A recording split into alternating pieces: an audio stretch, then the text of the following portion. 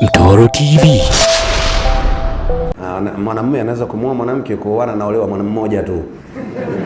Kuoana musharaka shekhi. Wewe umeolewa na mkeo? Tayib. Jambo la kwanza tulilisema siku kadhaa zilizopita.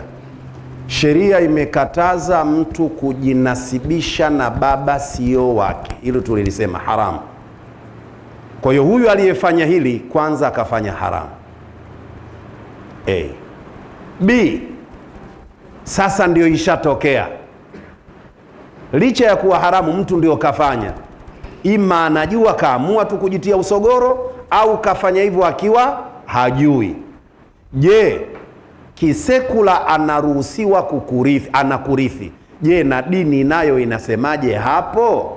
Si ndio bii yake hiyo Katika sheria ya dini kurithi sababu zake ni 3 tu. Sawa sawa Sababu ya kwanza ni uzawa. Sababu ya nini? Udugu wa uzawa. Ya kwanza lazima kuwe na uzawa. Tutaiangalia daraja yako kwa huyu, hatuwezi kuwataja wanamume na wanawake wanaorithi kwa ndugu yao, muda hautoshi. Lakini sababu ya kwanza ni udugu wa uzawa, kwamba huyu mimi babangu mzazi, huyu mimi mwanangu, huyu mimi babangu mkubwa, huyu hivyo Sababu ya pili annikahu, ndoa. Na ndiyo maana sheria tunasema ikitokea mwanamume kamuoa mwanamke, alipomuoa mwanamke huyu likatokea la kutokea mara tu baada ya fungo la ndoa, mmoja wao kafa, aliyebakia anamrithi yule, hata kama hajanini. Pale kigezo sio kunini, kigezo ni nini? Ndoa.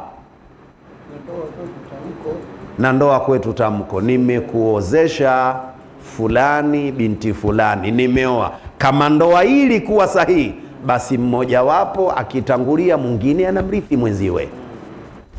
Udugu wa uzawa, ndoa. Na sababu ya 3 ni ubwana, utawala kwenye mambo ya utumwa.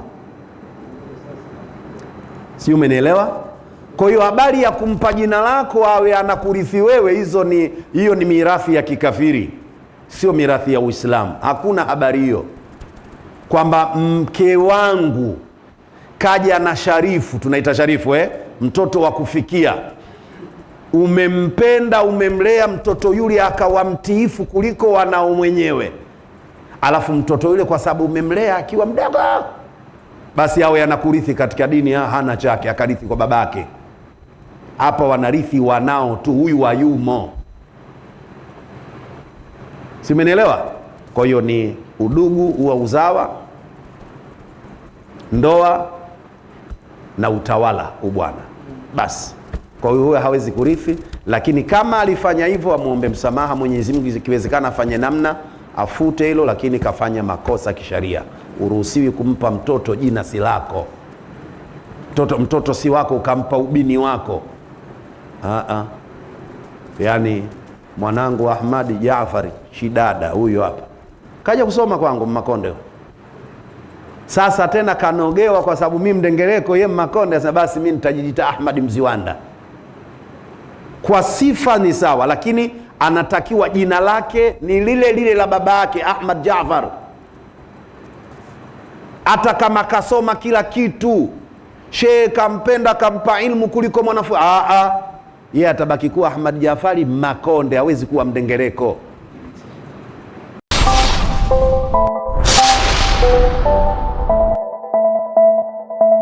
Hii ni Mtoro TV.